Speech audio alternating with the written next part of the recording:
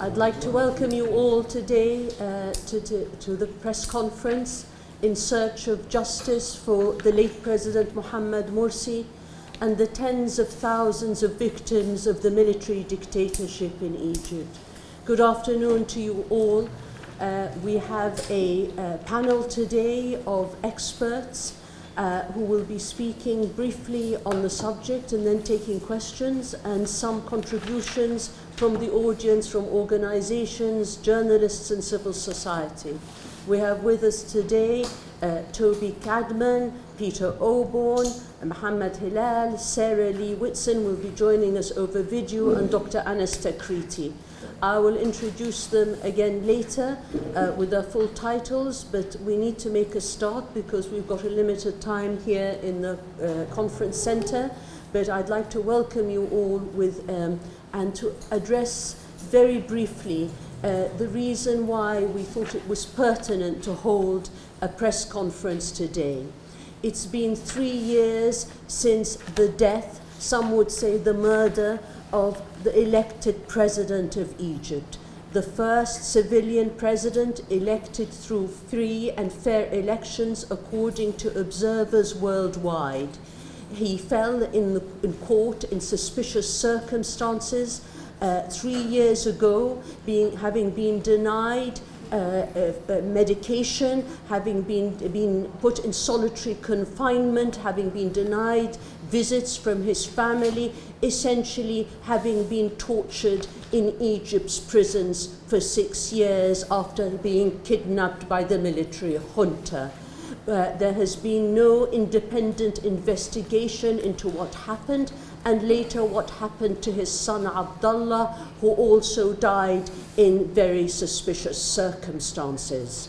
The people of Egypt have suffered in their thousands under this military regime that knows no bounds. Since the military coup of 2013 that overthrew the first democratic experiment in Egypt's modern history, crimes against humanity were probably executed in Rabaa according to Human Rights Watch, and there has been no accountability on the part of the head of state or the security services. What we are facing today is a very dangerous situation in Egypt that has repercussions for the region as a whole. There is a whitewashing of the regime, continuing trade deals and arms deals by democratic countries with a military dictator in Egypt. So since 2013, the red carpet has been rolled out to him in Western capitals, in Germany, in Britain, in France. He has bought support through trade deals in a country where 60% of the population live under the poverty line.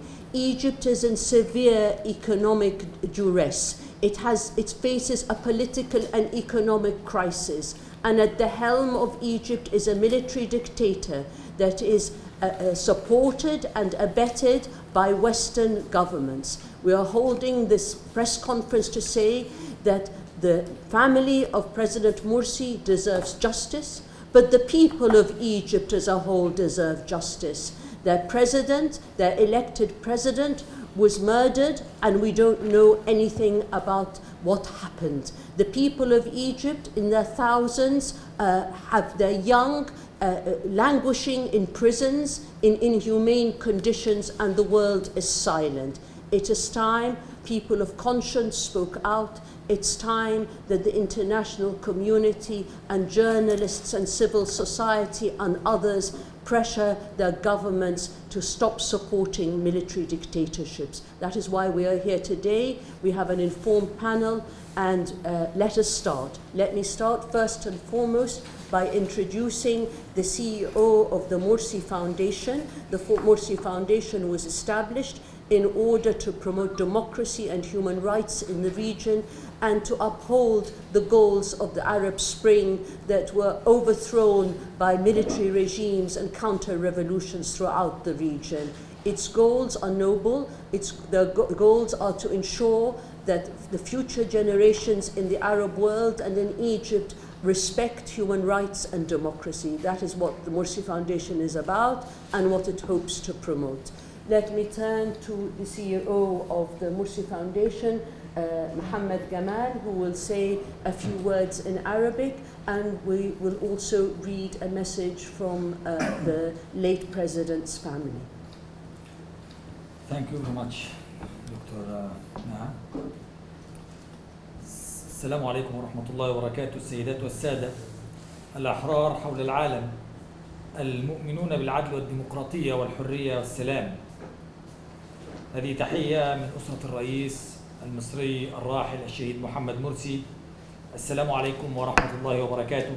بالذكرى الثالثة لوفاته، في البداية تنقل الأسرة لجميع أصدقائه ومحبيه خالص التقدير لمساهماتهم في إحياء ذكراه، ومن هنا نقول أنه لقد عمل الرئيس ونحن معه كأسرة على عهده عن إبعاد أسرته تماما عن أي عمل سياسي أو اقتصادي.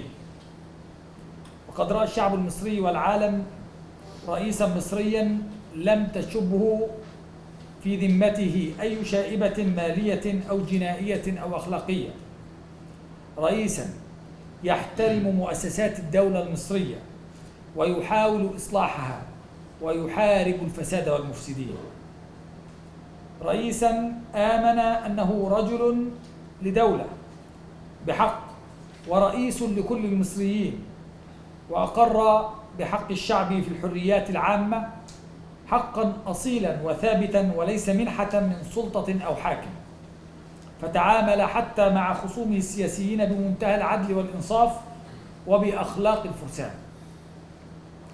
الرئيس الذي رفع علم وطنه عاليا ونزه اسمه عن التبعية والوصاية وسعى لاستقلال أرضه وقراره وامتلاك شعبه دواءه وغذاءه وسلاحه. الرئيس الذي ناصر قضايا الشعوب الحرة ودعم إرادتها واستقلالها. سيبقى عام واحد من حكم الرئيس محمد مرسي، الحكم الديمقراطي الذي رآه المصريون حلما في الكرامة والحرية، حجة على الجميع وشاهدا على ما قدم هذا الرجل لبلاده ولأمته. وفي الختام نتمنى من الله الفرج القريب لنجدنا أسامة مرسي المعتقل السياسي ومحامي الرئيس، وتهمته الوحيدة أنه ابن محمد مرسي رحمه الله. كما ندعو بالرحمة لعبد الله الذي رحل على درب أبيه في ظروف غامضة وهو يقول كلمة الحق، يبحث عن حق أبيه بعد 6 سنوات قضاها الرئيس في المعتقل السياسي بعد الانقلاب العسكري عليه. رحمات الله وبركاته على الرئيس محمد مرسي وعلى شهداء مصر الأبرار وعلى كل شهداء العدل والحرية والسلام. ومن هنا نتمنى للعالم أجمع العدل والحرية والسلام، والسلام عليكم ورحمة الله وبركاته. أسرة الرئيس محمد مرسي رحمه الله، أول رئيس مدني منتخب في تاريخ مصر. Thank you very much, Mr. Mohammed Gamal, and I'll call on Mariam Rushdie to translate the message from the late President's family, please. The following words are from the family of the late Egyptian President Mohammed Morsi on the third anniversary of his death. First of all, the family would like to extend its sincere appreciation to his friends and supporters for their support and contributions to keeping his memory alive. The President was always mindful to protect his family by keeping it away from any political or economic activity that may detrimentally affect it. The Egyptian people and the world witnessed an Egyptian president who was free from any financial, criminal, or moral taint. He was a president who fully respected the institutions of the Egyptian state and has tried to reform them whilst fighting corruption and injustice. He was a president who views himself as a true statesman and a president of all Egyptians, irrespective of background. He recognized people's rights to public liberties as an authentic and inalienable right. President Morsi dealt with his political opponents with the utmost justice and fairness, exhibiting morals and conduct. He raised high the flag of his beloved country He freed its name from dependence and trusteeship and sought independence for his land. He championed the right of the people for political and economic independence and to the provision of a proper health and educational system. He was a president who advocated for the people to be free and independent. Indeed, the 1 year he held Egypt will forever be etched in history as a democratic rule where Egyptians witnessed the dream of dignity. His leadership will remain an example for everyone and a witness to what this man has done for his country and his nation. In closing, we ask Allah and our son Muhammad Morsi is freed from being a political prisoner, the only accusation against him being that he is the son of Muhammad Morsi. We ask Allah to give mercy to Abdullah, who died in mysterious circumstances, but we are reassured that he died in the footsteps of his father. May Allah's mercy and blessing be upon President Muhammad Morsi and all the martyrs of Egypt. Justice, freedom, and peace for the world. The Morsi family. Thank you very much, Mariam. Let me now turn to Toby Cadman, who is a barrister and co-founder of Guernica 37 and co-partner of Guernica 37. He is also the acting lawyer for the Morsi family. Thank you. They want us to move the microphones.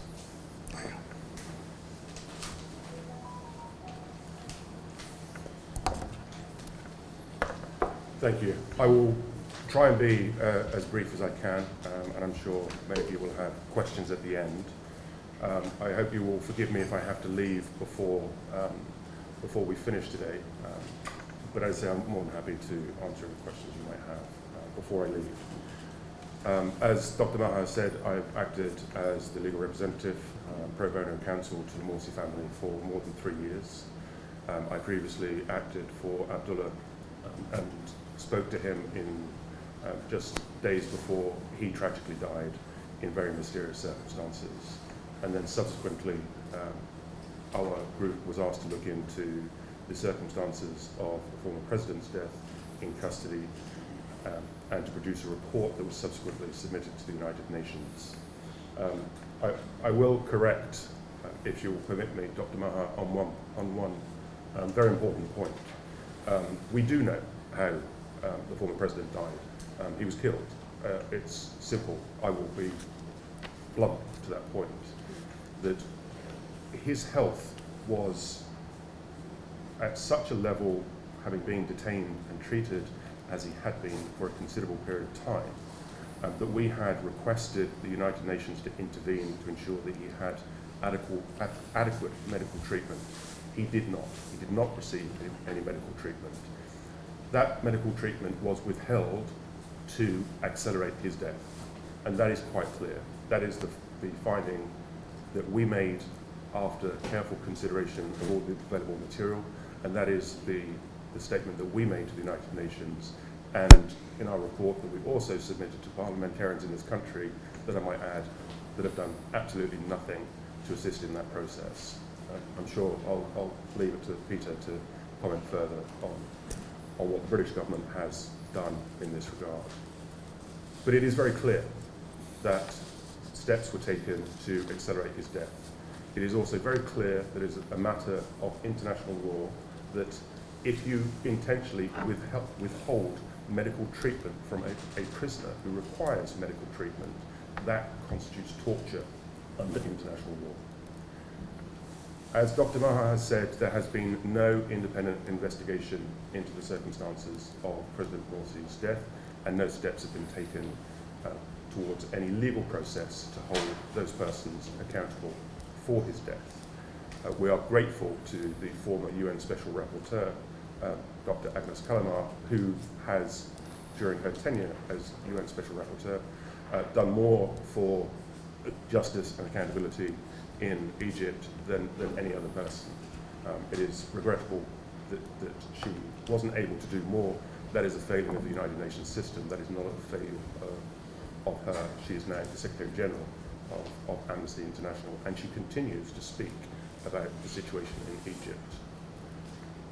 What is also quite clear and not subject to discussion is that Egypt is controlled by a military dictatorship.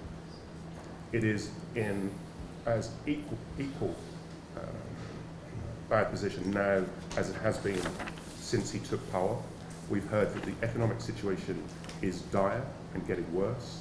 The human rights situation is dire and gets worse day by day. We are not looking at a situation where there is any improvement in the human rights situation in the country. We see individuals being detained, being held in jail without charge, being tortured, particularly during the COVID pandemic. There was a particularly dangerous situation where prisoners were put in extremely precarious situations as a result of the state's inability to maintain a proper functioning judicial system. One of the first casualties in a dictatorship is, of course, the breakdown in the rule of law. And we have seen the breakdown in the rule of law since Sisi took power. We've also seen a failure by the international community to sufficiently address this. The British government has made grand statements that human rights and accountability is at the forefront of their policy. It is not, regrettably. Trade and diplomacy is, but at a much higher level than human rights accountability. Before I came in here, I was asked a question as to what can be done for justice. Why have we not seen any justice for the countless victims in Egypt under the Sisi military dictatorship? The difficulty is that human rights accountability and international criminal accountability is largely as a result of states agreeing to be bound by international treaties. And that's where the situation in Egypt comes into some difficulty, in the same way that we've seen it in Syria and the same way that we've seen it in Yemen, is that because Egypt is not a member of the International Criminal Court, we cannot see them prosecuted in the International Criminal Court for what is undoubtedly crimes against humanity being committed since Sisi took power. But that doesn't mean that we should do nothing. Quite often, we have to be patient. We have to document, we have to safeguard evidence, and we have to be sure that one day the dictatorship will fall. One day it will fall, there will be a democratic transition of power. That democratic power can then refer the situation of Egypt to the International Criminal Court, and it can establish its own courts to hold the regime accountable for crimes of the past. We've seen it in a number of states. We've seen it with examples such as Slobodan Milosevic, Mladic, Karadzic in the former Yugoslavia. We've seen it in Rwanda, and we've seen it in a number of states where heads of state and senior members of the branches of intelligence are held accountable for historic crimes. It's very difficult for the victims of these crimes to remain patient, and it is very difficult for them to have any trust in the system when they're confronted in such a way with international isolation. But we have to continue to do the work, we have to continue to document the crimes, and we have to push for a democratic transition of power. We have to ensure that the international community does not lose sight of Egypt. Of course, when you have a situation in Ukraine and other parts of the world, it takes the focus away from Egypt. We have to ensure that the focus is on Egypt. We have to ensure that those that are responsible for the former president's death are held accountable, that those that are responsible for his son Abdullah's death are held accountable, and we have to press for his son Osama to be released from detention as he's currently held also in very precarious conditions. I'll leave it there. As I say, I'm more than happy to answer any questions that may arise during the further discussions. Thank you very much, Toby. I will take questions from the floor as soon as we've finished with the main panelists, and then we'll take contributions from the audience. Let me now turn to Sarah Lee Whitson, who is the Executive Director of Democracy for the Arab World Now, Dawn, and who was previously Executive Director at Human Rights Watch. Sarah has relentlessly campaigned for changes in US policy towards the region and has upheld the causes of so many oppressed in the region, including Egypt. I'm very glad that she could contribute to today's conference. We have a video from her. Thank you.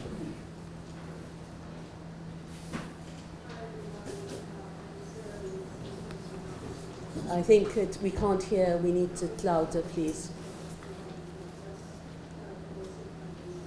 Conference No. on what is the third anniversary of the death, or should I say the murder, of President Mohamed Morsi. As the evidentiary record has very clearly established, the Egyptian government prosecuted Mohamed Morsi on false pretenses, subjected him to a sham trial on baseless charges and complete absence of evidence, and then subjected him to inhumane treatment, nearly 6 years of solitary confinement, where they conspired to deprive him of medical care in what very predictably led to his death, his very untimely death. We are very sorry to the family of President Mohamed Morsi, who have suffered tremendously, not only with the death of President Mohamed Morsi, but also with the persecution of so many family members, including 2 of President Morsi's sons. It is unfathomable that the Egyptian government's feeling of revenge and vengeance has the entire backing of Egyptian security forces to subject the Morsi family to such cruelty. We know that the past 10 years, the past 11 years have been incredibly difficult ones for the Egyptian people. We know that tens of thousands of Egyptians remain unjustly imprisoned and subject to horrific torture, deprivation of medical treatment, deprivation of visits with their families and visits with their lawyers. This is something that we at Dawn are fighting, and our primary focus is to push the U.S. government to end its support of the criminal government in Egypt. We do not believe that the Egyptian government can be rehabilitated, but we do believe that America's support for this brutal regime can and must be ended, and that is what we remain committed to achieving, and that is our commitment to all of the people of Egypt. We will do our part as Americans to end America's support for the dictatorship of Egypt. Thank you very much, and I wish you a successful program today. Thank you again to Sarah Lee Whitson, who is Executive Director of Dawn Democracy in the Arab World Now. Thank you for those words of encouragement. People of conscience are key in terms of opposing dictatorship in our part of the world, particularly at a time when people inside cannot speak out. Thank you, Sarah, and to all those at Dawn. Let me turn now to a message from Dr. Anas Takriti, who is the founder of the Qurtuba Foundation and is CEO of the foundation. Again, a relentless campaigner for the rights of our people in Egypt and those throughout the region that face tyranny in different forms. If we could have his video now, please, and on a loud volume. Thank you. Assalamu alaikum everyone, and thank you very much for inviting me to speak at this press conference. My thanks and gratitude to the Morsi Foundation for Democracy, and also my support and solidarity go to the family of the late President, Dr. Mohamed Morsi, and all his supporters. What we're talking about today is something that is of extreme relevance. It's always been relevant, but probably, arguably, none more than at this particular moment when we're all watching with extreme anxiety what's unfolding in the Ukraine. And all of a sudden, thankfully, our media, our political class have once again remembered the importance of values such as democracy, such as human rights, such as freedoms, such as the sanctity of life, because it was evident since the coup that claimed the lives of thousands of Egyptians, many of them young Egyptians, minors, including women, including disabled and elderly, and that went on to incarcerate more than 60,000 political dissidents, including elected officials, including the president himself, the only elected president in the history of modern Egypt. and who went on to be subject to sham trials, and one of which then claimed his life, in a setting that was so shocking considering the context, yet that allowed almost no kind of response from our own leaders, who continue to consider the coup legitimate, who continue to consider the military rule in Egypt legitimate and excused, and who continue to provide succor, support, and aid of all sorts to the Egyptian regime, which continues not only to hold those thousands upon thousands of political dissidents, but to embark havoc and chaos on public life, so that millions upon millions of Egyptians struggle to find their daily bread, literally their daily bread. What's happened in Egypt was a scar not only on the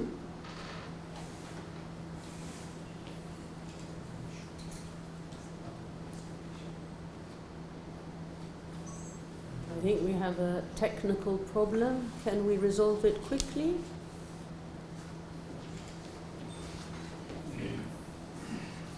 Let's give it a few seconds. If not, we'll move on. All right, I think unfortunately we have to leave it there. But again, thank you to Dr. Anas Al-Takriti and his unstinting support for the oppressed of Egypt and the region. Thank you very much indeed for your contribution. Let me turn to Peter Oborn, a columnist and a writer, renowned writer and columnist, award-winning columnist and author, most recently of a book entitled The Fate of Abraham, Why the West is Wrong About Islam. I think probably a very important book in terms of the challenges we face and the Islamophobia that we face today. It's always a pleasure to share a panel with you, Peter, and please go ahead. Thank you very much for inviting me to this very important and profound event, because it's ultimately about whether democracy and freedom can survive and flourish in the middle, across the world. These are things which Britain, the United States, the West claim to be important. But of course, they don't really regard them as important at all. In fact, they prefer to deal, the British, the American governments, with dictators and despots, torturers, killers. Can I ask, by inviting the audience, to supply a name to me? Can you anybody here tell me the name of the British ambassador in Cairo? Any volunteers to name the British ambassador in Cairo? Well, I'll give you his name, and I'm not surprised you haven't heard of him, because he's called Gareth Bailey. Perhaps we'd all like to contemplate what he sees when he wakes up in the morning and looks in the mirror. Somebody who hasn't, correct me if I'm wrong, could you correct me, hasn't uttered a word of protest. Mr. Gareth Bailey hasn't. At the 60,000 or so political prisoners, is that about the right number, do we think? We're supposed to care about that sort of thing, the illegal detention of people who fight for democracy and freedom. That's something which is supposed to be what we fancifully call a British value. We're not aware that Mr. Gareth Bailey, any volunteers that Mr. Gareth Bailey's raised any sort of protest against the incarceration of political activists in Egyptian jails in inconceivably squalid and terrifying conditions? Did Mr. Gareth Bailey's predecessor protest against President Morsi's incarceration? Did he do any British protests against that? No, not one. We learned today that he was killed. A terrible accusation to make, There was never any British protest against the fact that President Morsi was held in this jail. There was never any British protest against the coup d'etat which removed, is that right? Never any formal protest? It's so shaming to say this as a British citizen who believes that we stand for democracy and freedom and all that brings with it. We never protested. We never went as far as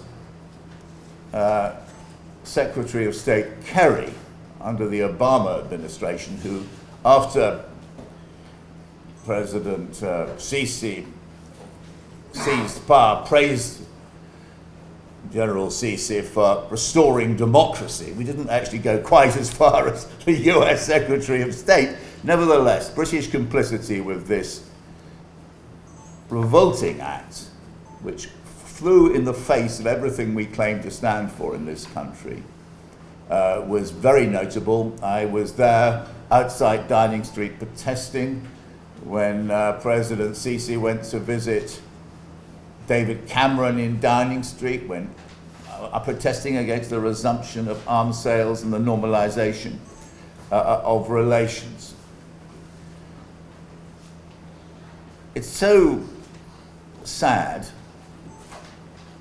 when one thinks how worthless that makes or how hypocritical that makes British and Western support, quite rightly and justified, against the war of aggression launched by President Putin in Ukraine, that we seem to have nothing to say. We have nothing to say, never protest against the terrible abuse of human rights and decency and oppression in Sisi's Egypt.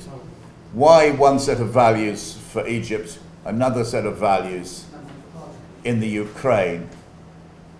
This raises deep questions about the sincerity of British foreign policy.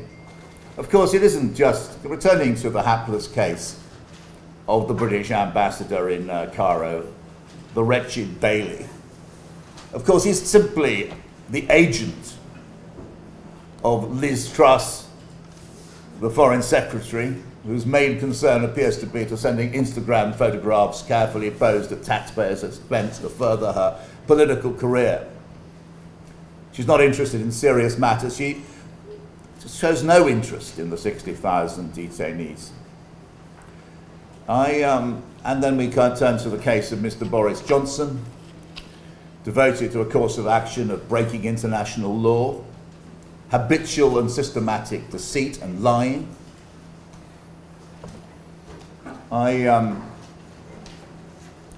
We have a great deal to be ashamed of. We have a government which sanctions criminality at home and abroad. But of course, the criminality in Egypt is so much darker and so much deeper than the criminality in Mr. Johnson's Downing Street.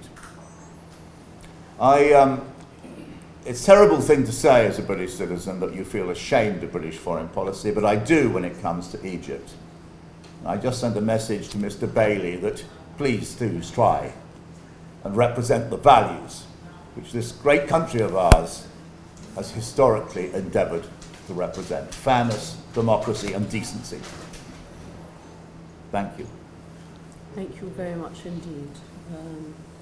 I don't think it's easy to hear such words and to not be moved that there are people of conscience in this country at a time when British foreign policy flies in the face of all principles and values. Thank you very much, Peter.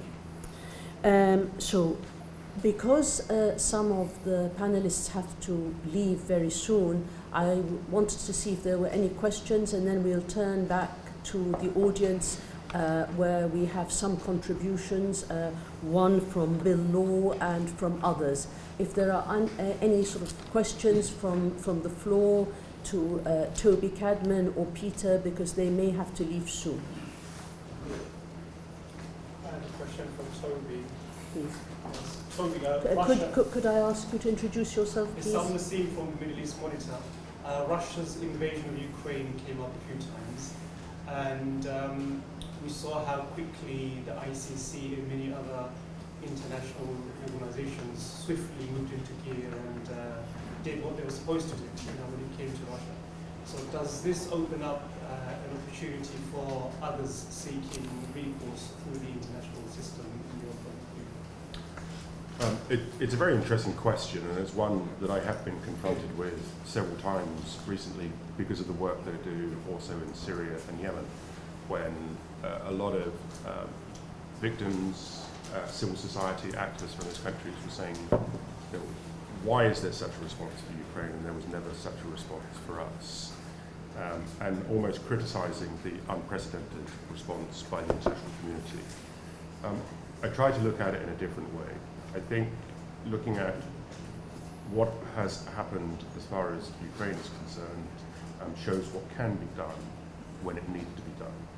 And so I take some positive out of that. Of course, it is also insulting to those victims in other countries, Egypt being amongst them, that there hasn't been that level of international condemnation or any at all, or international support. But there's one critical difference between the two situations, and that is being a member state of the International Criminal Court or being a signatory to the International Criminal Court.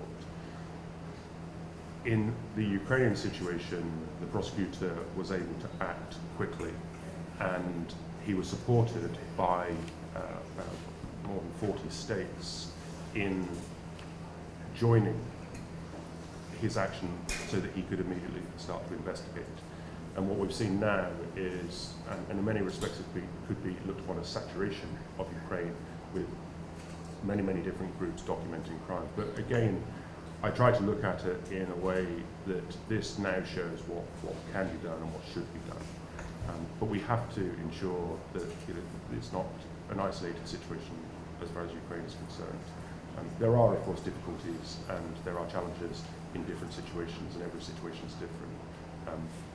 But even though there is this unprecedented support for an international criminal court prosecution, you also have to recognise, for those that follow the ICC and understand how the ICC functions or dysfunctions, that it will only be able to deal with a very small part of what will eventually need to be prosecuted, and that's Ukraine will have to deal with that. So in much the same way, even if you have that level of support to refer the Egyptian situation to the International Criminal Court, it is a future democratic state and future democratic institutions that is going to have to deal with the vast majority of that work.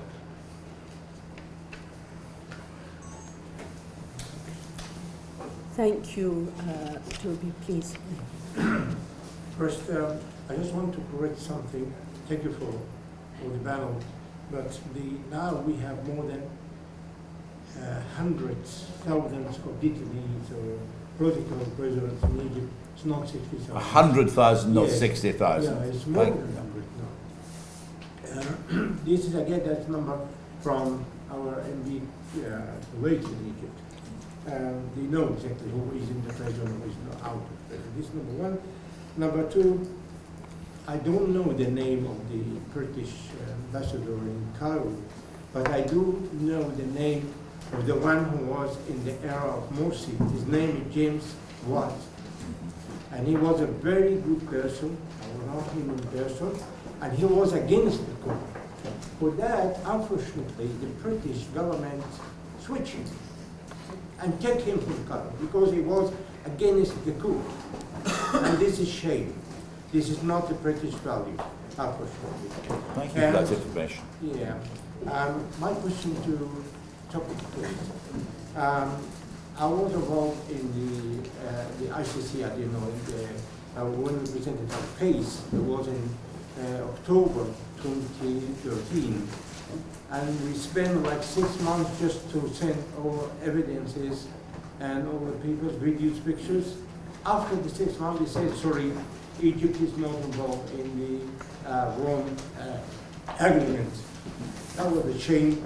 People spent a lot of money and a lot of money. And you know that as well.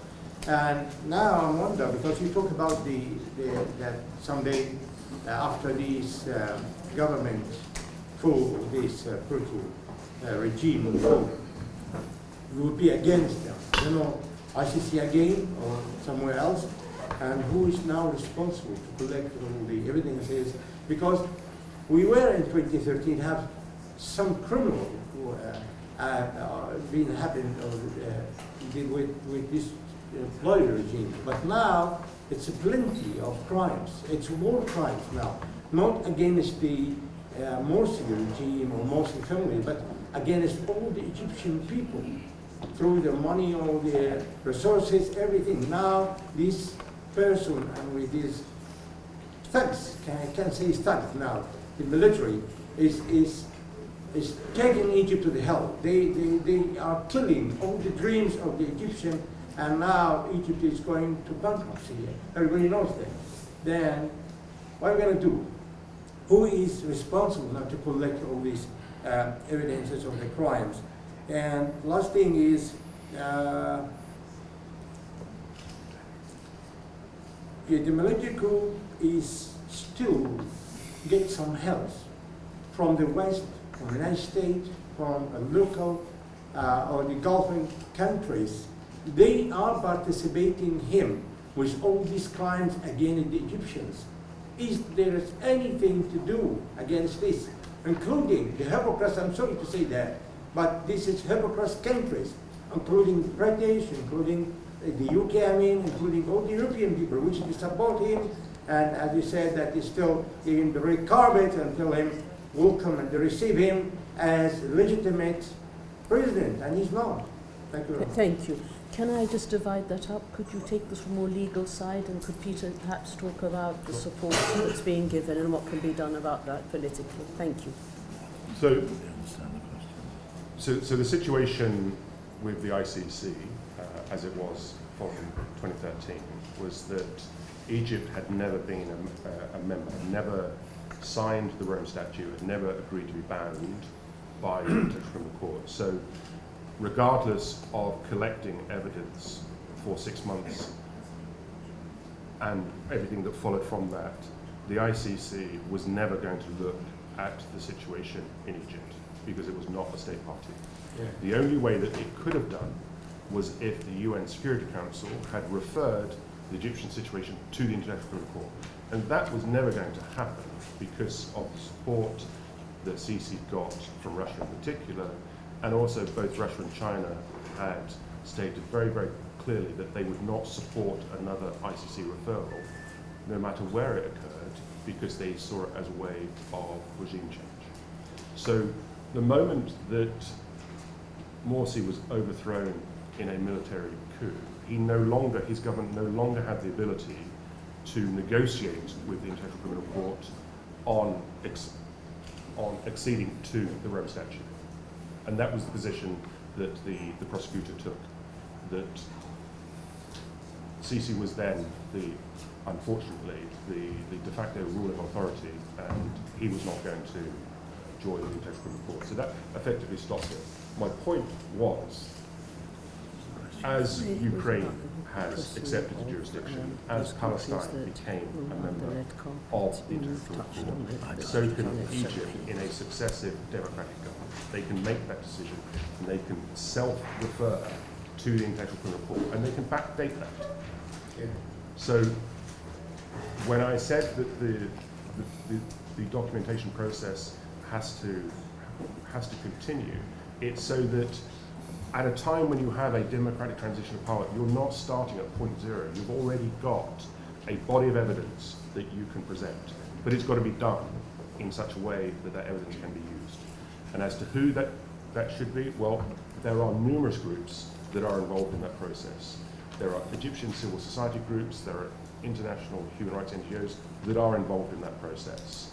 It's a matter of consolidating that evidence that can one day be presented either in a domestic court or an international court.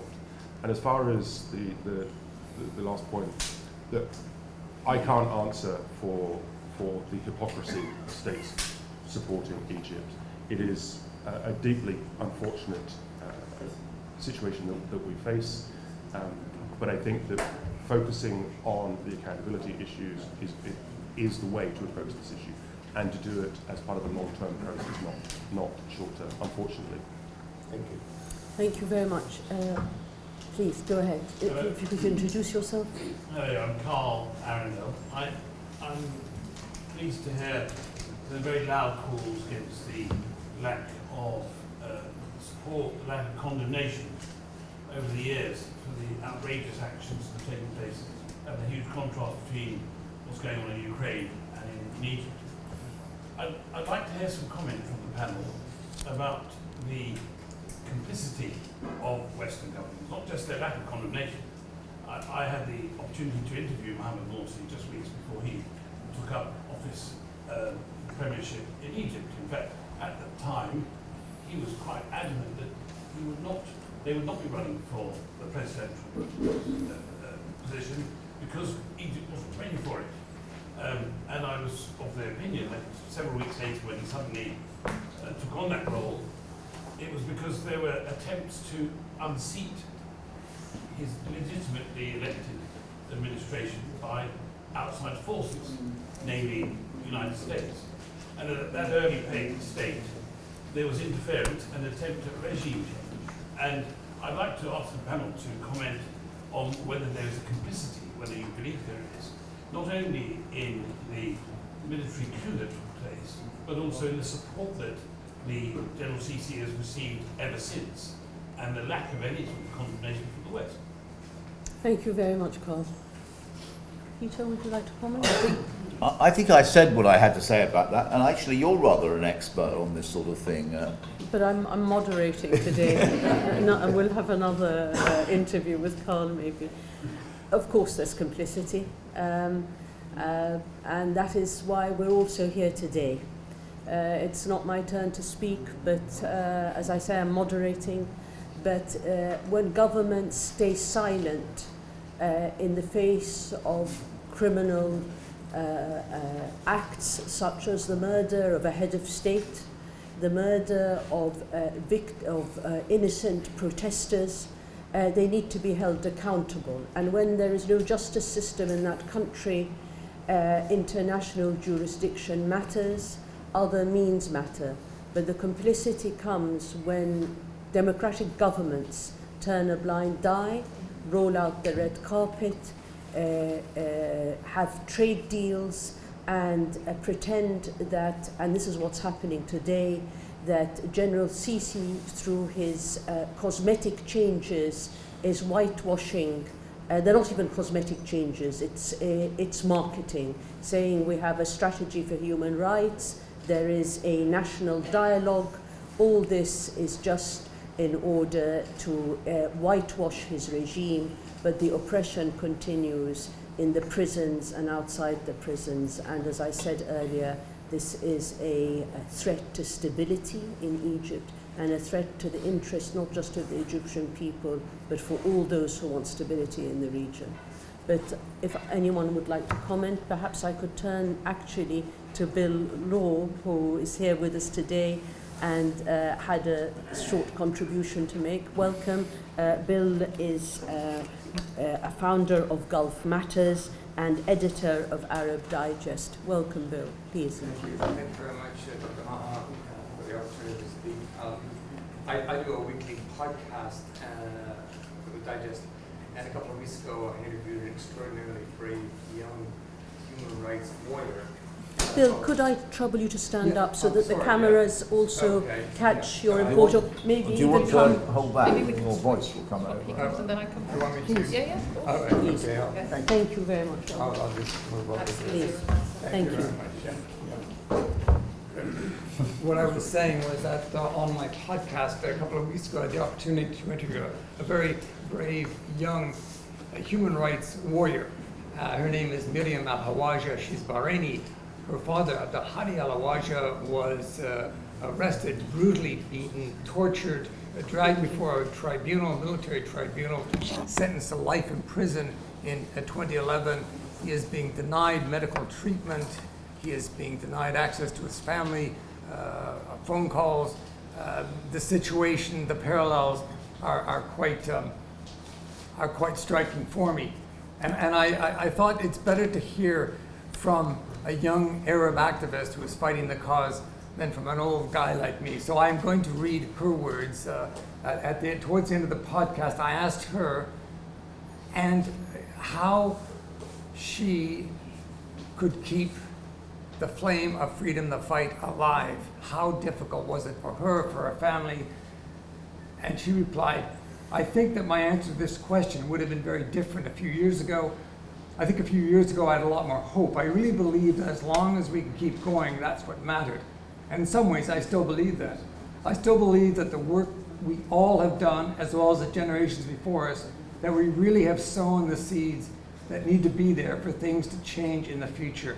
I really hope with all my heart that my nieces and nephew will not have to go through the same fight and struggle that we're going through. I really hope that they won't have to be imprisoned and assaulted and tortured by the same regimes that we're fighting right now. And the only way that changes is for us to continue going.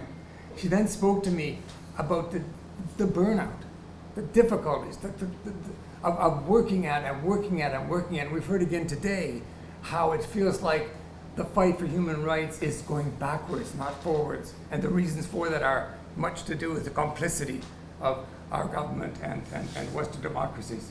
So she said something I think very interesting that is well worth considering. She said, and so I think we really need to revisit the way that the human rights community does things, the way that funding works, the way that the system has been structured so that certain governments can avoid accountability and certain governments have impunity and so on. The fact that there are such enormous double standards and hypocrisy when it comes to human rights or freedoms and democracy and accountability and who they're implemented on versus not. Because we always talk about never again and human rights for all and freedom for all. But then I ask, for whom?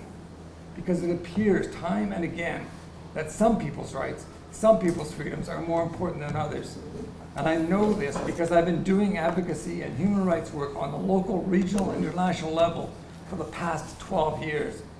And so if the human rights mechanisms, if the human rights systems and structures did not work for a place like Bahrain, where we've documented the cases so well, it's one of the best documented cases in the region in the past 10 years, then who do they work for? And if there's no hope for us, because our government, the Bahraini government, is in cahoots as an ally with the West, then how can we have hope for other cases as well? And I think that's what we really, as a civil society, we need to come together and really redraw and reimagine how we can change things moving forward. I think that's very, very important because I do think that there is this burnout factor. There is this sense that after all of this effort, we're being pushed back. We're not going forward. So I think, as I say, Miriam is an extraordinary young woman and her family is extraordinary, as is the family of Mohammed Morsi. And these families are paying an enormous price whilst we, in our hypocrisy, sit back and support these vicious regimes. Thank you. Thank you very much, Bill. Thank you for that. And I know that there are many Miriams throughout the Arab world. Indeed. Thank you. May I ask you, Ragad, to come back and... I can do it from my seat, so it's easy. No. Thank you very much. So let me introduce Ragad Al-Takriti, who needs very little introduction. She's the former president of the Muslim Association of Britain and a supporter of all great causes, the Egyptian one being among them. Thank you so much, Dr. Maha. I mean, first of all, I do apologize for the late entrance. There was an emergency, but I wanted to come and to voice our position in the Muslim Association of Britain. Of course, all the speakers are esteemed speakers that I've worked with on different platforms and struggles since the revolution. So first I start with Assalamu alaikum. My name is Ragad Al-Takriti and I'm the chair of the Muslim Association of Britain. I was the former president and now they've elected me again to be the chair, so hopefully this means something good for women, inshallah. Since 1997, we have been leading the grassroots Muslim contribution to a fair and prosperous Britain. Advocacy for democracy and freedom is at the heart of what we do, because we believe that in democracy, freedom, and good governance, there is the breathing space that we as humans need to get the best of this life and pursue the best for the next life. Living rooms and TV rooms across the UK were glued, watching the Egyptian revolution of 2011, as you all know, filled with hope, inspired by the courage and sacrifice of the Egyptian people, raising to live without tyrants, dictators, or pharaohs anymore. Then democracy came, and through the election of President Morsi, finally the promise of the Arab Spring was coming to life. Finally, it mattered what the fabled Arab street thought, because finally it had the power to pick its leader and give them the gift of legitimacy. Then the horror of coup, the massacre of Rab'a, and the mass arrests that you've been hearing of the young and old. We all lived through all of this with the Egyptian people, because in the death of Egyptian democracy and freedom, all democracy and freedom was wounded. This is the lesson that our government in Britain missed. By tactically supporting the coup, by ignoring the massacre at Rab'a, by ignoring the masses of political prisoners to this day, every lecture by every British official anywhere in the world on democracy, on freedom, on massacres, on political prisoners, every one of them is made hollow and hypocritical. Maybe Britain has given up on these ideas. Maybe Britain never truly subscribed, really, but we, as British citizens, must be better than our government. We must carry on challenging our officials, elected or non-elected, on why they are allowing executions of political prisoners in Egypt. Why are they meeting with blood-drenched muftis and generals? Why can they still not call a coup a coup?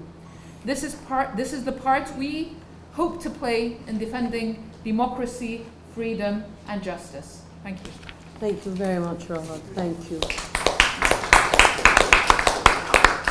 So I think we have a couple of more contributions, and let me turn to Wyman Bennett. Is Mr. Bennett here? All right. Rakhia Ismail, former executive mayor of the borough of Islington, please. Alaykum as-salam.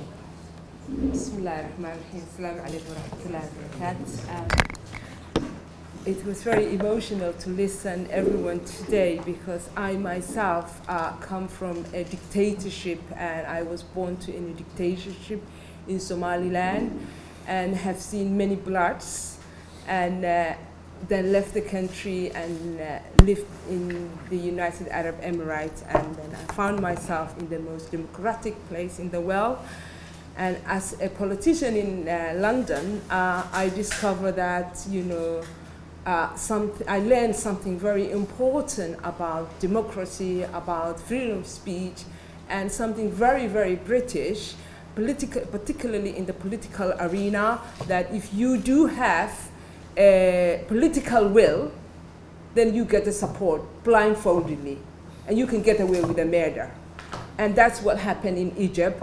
That's what happened in everywhere in the world, that we are here and talking about the same thing.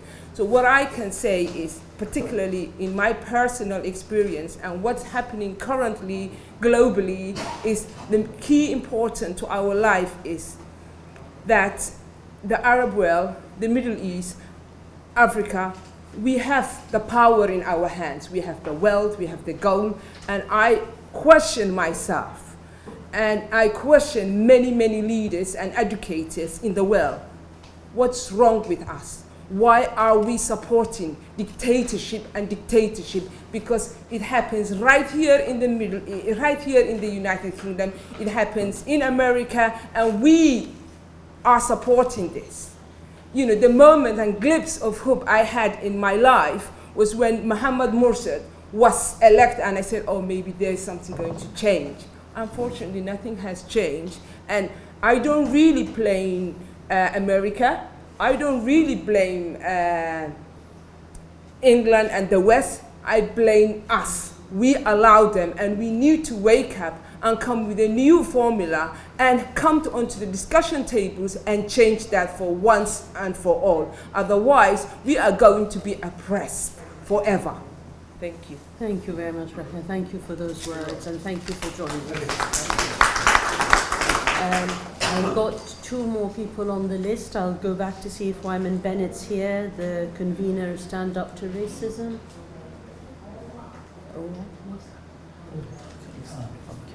So finally, Yahya Asiri.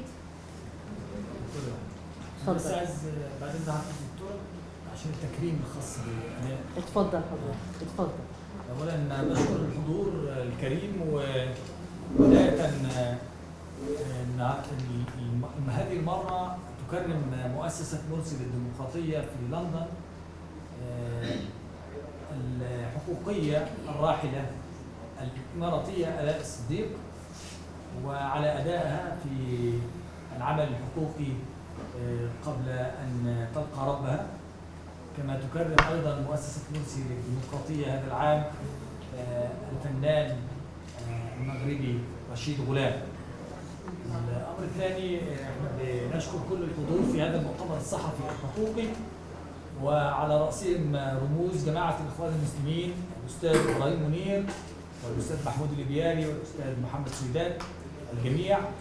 وأيضا أود أن أنوه أن الرئيس مرسي رحمه الله زار هذه المدينة ذات يوم في زيارة علاجية، وكان أول ما نزل على إخوانه الأستاذ إبراهيم والأستاذ محمود، والتقى بكثير من الشخصيات في هذه المدينة الجميلة مدينة لندن التي اخترنا أن تكون هي بداية تأسيس مؤسسة مرسي للديمقراطية. نقدم اليوم أيضا دروع شكر وتقدير للمحامي توبي كادمان محامي الأسرة، وكذلك نقدم الشكر والتقدير للدكتورة مها عزام والدكتور أسامة رشدي مؤسسي هذه المؤسسة هنا أيضا، وللأستاذ إبراهيم منير، وأيضا لكل من دعم قضية الرئيس محمد مرسي رحمه الله. كل الشكر والتقدير لكل الحضور ولكل وسائل الإعلام العربية والدولية التي شاركت في هذا المؤتمر الحقوقي الصحفي لهذا العام في الذكرى الثالثة للرئيس محمد مرسي في رحيله. تسلم جائزة آلاء الصديق الحقوقي السعودي الأستاذ يحيى عسيري، والكلمة معه قبل أن يتسلم هذا الذكر. شكرا لحضرتك أستاذ محمد جمال، وتفضل حضرتك. شكرا جزيلا. عربي ولا بالإنجليزي؟ اللي يريحك يعني. طيب. هل في ترجمة؟ هل في ترجمة للعربي؟ عن آلاء ولا عن دكتور مرسي؟ نعم تفضل. طيب. شكرا جزيلا لمؤسسة الرئيس مرسي وللحضور الكرام والمتحدثين. في الحقيقة يعني نحن دائما لابد أن نبقى نتذكر الدكتور الراحل رحمه الله الدكتور محمد مرسي وابنه ومجزرة رابعة والجرائم التي حصلت في مصر، ولكن أيضا ربما نقطة مهمة نريد أن نتذكر كل هذا ونضعه في نقطة يعني ربما أشمل، ننظر إلى المشهد بشكل أشمل، فنرى أن انتخاب الرئيس محمد مرسي الذي كان أول رئيس منتخب لمصر كان نتيجة للربيع العربي، والربيع العربي خرج الناس إلى الشوارع يهتفون عيش حرية كرامة إنسانية، كانوا يطالبون بحقوقهم الأساسية، وأنا أجزم أن كل الشعوب العربية وكل الشعوب الحرة في أنحاء العالم كانوا يدعمون تلك المطالب. في ذات الوقت فإن الانقلاب الذي حصل أو وجود السيسي حاليا هو نتيجة الانقلاب، وذلك الانقلاب كان مدعوما من كل الأنظمة العربية التي تآمرت لإسقاط ذلك الربيع العربي. إذن فنحن أمام معادلة أنها أنظمة عربية ديكتاتورية قمعية تقف أمام شعوب تريد حريتها وكرامتها وحقوقها الأساسية. هذه الأنظمة العربية ليست فقط قائمة بذاتها وبأموالها، بل مدعومة أيضا عالميا كما تفضل الأساتذة في حديثهم، هي مدعومة عالميا من قبل الحلفاء الغرب الذين يعني تهمهم مصالحهم. ولكن في نهاية المطاف نحن لابد لنا لكي نتقدم ولكي ننتصر على هؤلاء أن تتضافر جهودنا وأن نعمل مع بعضنا وأن نقف مع بعضنا، لأننا نملك شيئا لا يملكوه. نحن نملك الهتاف الذي هتفه الناس عندما خرجوا للشوارع، نحن نملك الحق والدفاع عن العدل، هم يدافعون عن مصالحهم ولكن هذا الأمر لن يدوم لهم. يملكون الأموال والسلطة والقوة والجيوش، ولكننا نملك كلمة الحق إذا ثبتنا على ذلك كما كانت الضيف أو كانت المكرمة آلاء الصديق رحمها الله عندما غادرت بهذا الشكل، وأنا أشكركم جزيلا على تكريمها وتذكرها. فربط قضية محمد مرسي بآلاء بما يحصل في سجون السعودية بالبحرين كما تفضل الأستاذ بيل كما وبمصر، لأن المظالم واحدة والقامعين يتعاونون فيما بينهم، فلذلك يجب أن نتعاون فيما بيننا، وبهذا سوف ننتصر. وشكرا جزيلا مجددا. شكرا لحضرتك.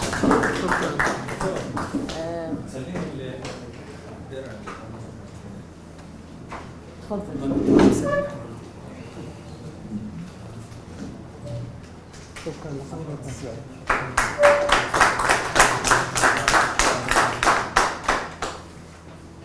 ايضا استاذ رشيد غلام فنان، لذلك سنكرم توبي كدما لانه يريد ان يمشي.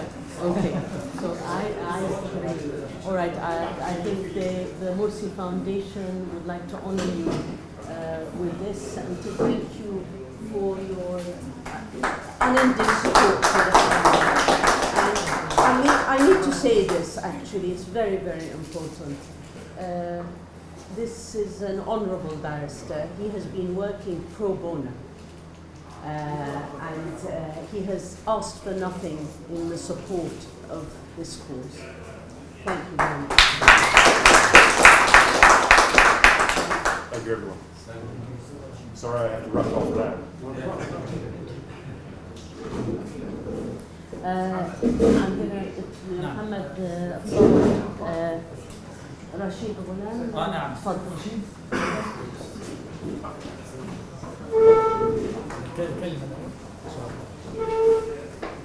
السلام عليكم ورحمة الله وبركاته. يعني قليل من الناس من لا يعتبرون حياتهم حيواتهم. شكرا. بسم الله الرحمن الرحيم. اللهم صل على سيدنا محمد وآله. يعني قليل من الناس من يعتبرون حياتهم لا يعتبرون حياتهم عبثا، فيعيشون لقيم ويعيشون في سبيل إعلاء حق ونصرة ظلم وإقامة عدل ويموتون على ذلك. وقليل منهم من يصبر ويثبت حتى يصبح رمزا لذلك، أيقونة لذلك، وقليل ما هم. حتى الحق سبحانه وتعالى قال: من المؤمنين رجال يعني تبعيضا صدقوا ما عاهدوا الله عليه. والدكتور مرسي رحمه الله انتجبه الحق سبحانه وتعالى أن يكون واحدا من هؤلاء، وأن يصبح من مدافعي على الحق إلى رمز من رموز الحق. وقد أخذ الله سبحانه وتعالى روحه وهو على هذا الحق ثابت كما عاش لذلك. كثيرا ما يقال لي: لماذا تدافع عن أو غنيت لقضية الإخوان أو ناصرت رابعة وكذا؟ هل أنت من الإخوان؟ فأقول لهم: أنا من الإنسان، وكل إنسان ينصر الحق حيثما وجده وينصر الظلم. وأيضا يقال: لماذا لا تنتهي بأن يكون فنك فقط فنا للتسلية والترويح؟ أليس من وظائف الفن أن يسلي ويروح؟ أقول بأن هذا جزء بسيط من وظائف الفن، وإلا فالفن حقيقته هو أن ينتصر للحق والعدل والخير والجمال، وأن يناصر الشعوب في آمالها، وأن يكون معها في سبيل عزتها ونصرة حقها، وأن لا يكون صوتا إلا للمظلومين، وأن لا يناصر الظالمين حيثما كانوا. ولذلك أفتخر يعني أشكر الحق سبحانه وتعالى أن جعلني صوتا من الأصوات التي تغني للحق وتغني للعدل وتغني للحرية والكرامة حيثما كانت، وحيثما كان المظلومون، حيثما كان الظلام نحن ضدهم، حيثما كان الاستبداد، وننال نصيبنا من ذلك. طبعا ننال نصيبنا من هذا الاستبداد، ونحن نحمد الله أن جعلنا في جهة الحق وجهة المظلومين المستضعفين، لا من جهة الظالمين. وأشكر مؤسسة مرسي على هذه الحفاوة وعلى هذا التقدير وعلى هذه الجائزة، وإلا فالجائزة أن نموت على هذا الحق حتى نفوز بالله. جعلنا الله وإياكم من الفائزين به. شكرا جزيلا. شكرا لحضرتك.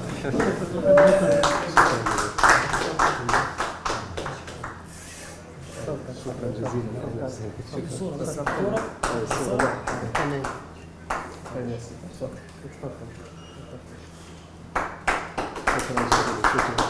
شكرا الفنان رشيد غلام، فنان صدح الحق دائما وجمع بين الإبداع والمواقف.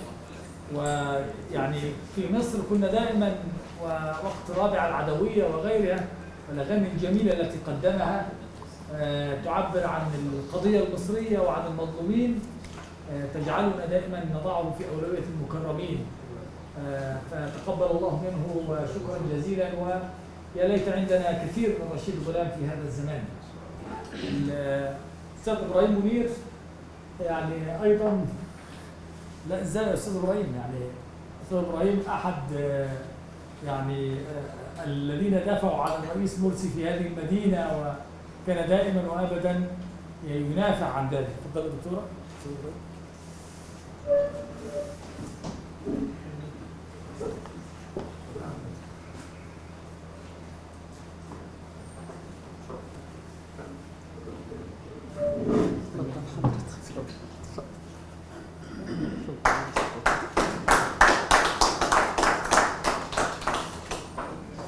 بسم الله، الحمد لله والصلاة والسلام على رسول الله. استريح حضرتك. اتفضل.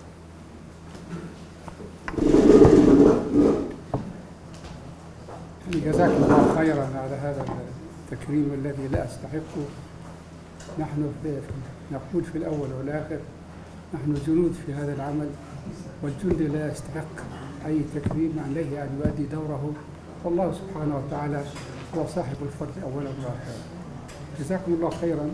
في الحقيقة يعني أنا أريد أن أنقل هذا التكريم إذا جاز التعبير، إضافة إلى التكريم المطلوب للدكتورة، ربنا يبارك فيها ويكرمها، من أول لحظة وهي تعطي من هذه القضية كل جهدها وكل وقتها، يعني رغم بالتأكيد هي مشغولة في أشياء أخرى، إنما نثق بالله سبحانه وتعالى أن هذا الأمر لن يذهب هباء، وأن المستقبل بإذن الله هو في سبيل الله سيكون الأفضل إن شاء الله.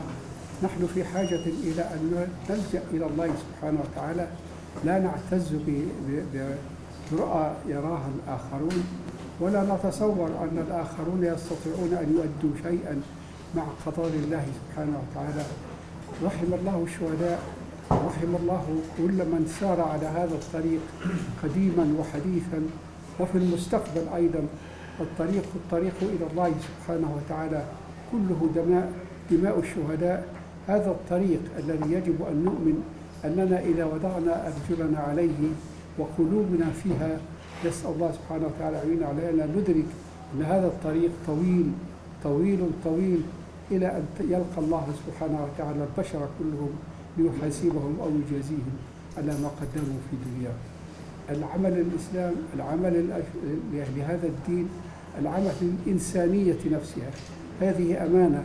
لا نقول أننا أكثر حرصا على هذه الإنسانية من غيرنا، إنما هذه الإنسانية التي بدأ بآدم وحواء نحن أمام الله سبحانه وتعالى مسؤولون عليها، أيا كانت اتجاهاتنا السياسية، أيا كانت دياناتنا.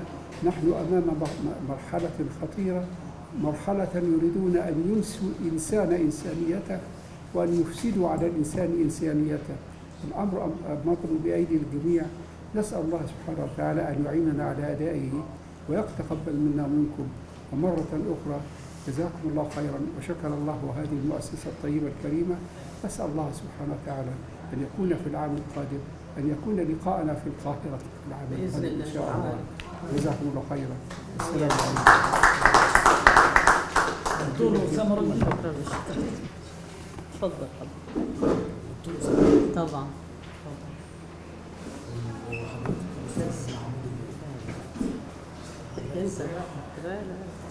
هذا دكتور أسامة. لكل مجهودك وشكرا. الحمد لله والصلاة والسلام على رسول الله صلى الله عليه وسلم. يعني بعد 3 سنوات من استشهاد الدكتور الرئيس محمد مرسي رحمه الله، نحن نرى يعني كيف نصره الله عز وجل، وكيف رفع الله سبحانه وتعالى ذكره، وكيف ينتصف له المولى سبحانه وتعالى كل يوم. كل يوم يتأكد الشعب المصري من حجم المؤامرة التي تعرض لها هذا الرجل الذي خدم مصر بكل روحه وبكل جهده وبكل دمه.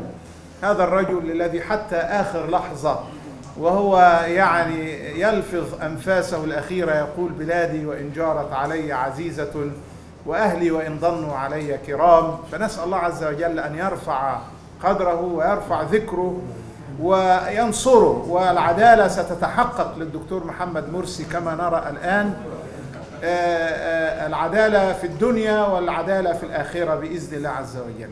جزاك الله خير. شكرا. شكرا. لا لا أنا قبل ما أستاذ محمود الجبيري، اتفضل يا أستاذ.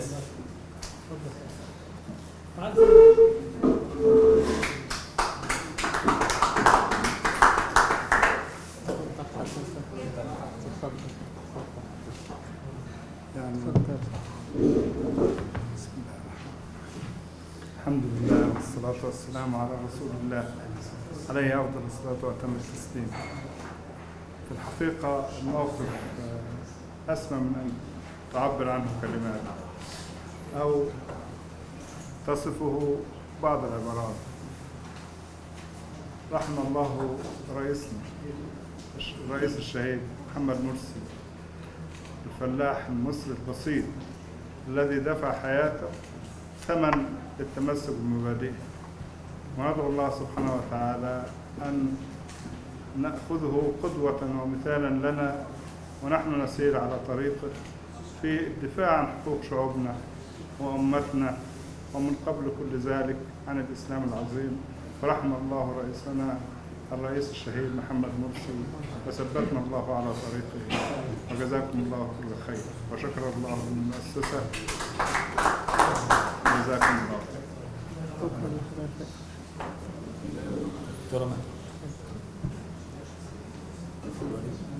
كل الشكر والتقدير للدكتورة مها عزام على دورها يعني الذي لا يمكن أن تصفه الكلمات. أنا هستلم الجائزة دي أما ناخد القضية للآي سي سي. طيب إن شاء الله هستلمها. هيبقى لي جائزة تانية. لا الجائزة دي هتخليها معاك. الأولا الشكر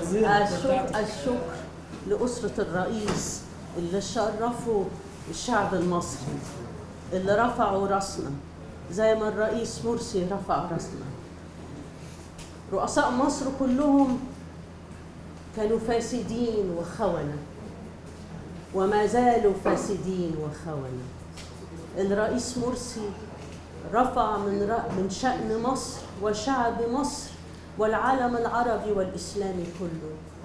إن شاء الله إحنا على العهد، إحنا وأولادنا وأحفادنا، حتى نحرر مصر والعالم العربي كله. هذه الجائزة يا أستاذ محمد للأجيال القادمة. إن شاء الله.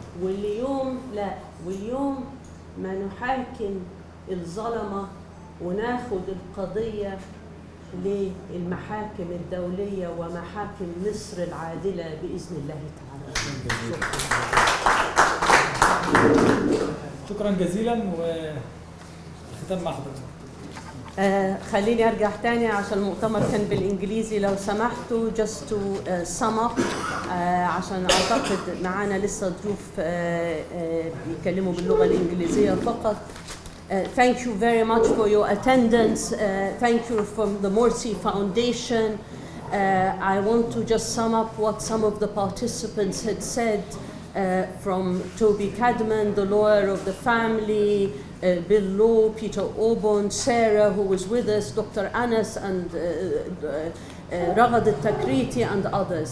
In reality, we face an enormous challenge, and we rely on people of conscience to speak out. We are sending a message here today from the press conference to the family of President Morsi and to the oppressed in Egypt and the Arab world. You are not alone. People are aware of your victimhood and of the level of oppression. But it is a duty on all people of conscience in democracies to pressure their governments to change their policies. There will be a moment when the peoples of the region will move, and we will need your support. We need it now. You need to speak out, as the oppressed in Egypt can no longer speak out. They are in the prisons of Egypt, they are disappeared, and they are tortured. We rely on the journalists, we rely on civil society, and we rely on men and women of goodwill. Thank you for your support.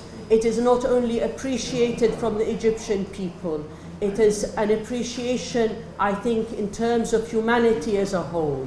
We know full well that those who have suffered from dictatorship, whether under the yoke of dictatorship in Argentina, in Latin America, in Eastern Europe, elsewhere in Europe, in Portugal and Spain, well into the 1970s, all of them looked to friends and supporters. We, the Egyptian people, look to you here in the United Kingdom and in the free world to support us. And thank you for all those who have campaigned with us and who stand with us. Continue to support us. This is a legitimate cause for freedom and justice. Thank you very much.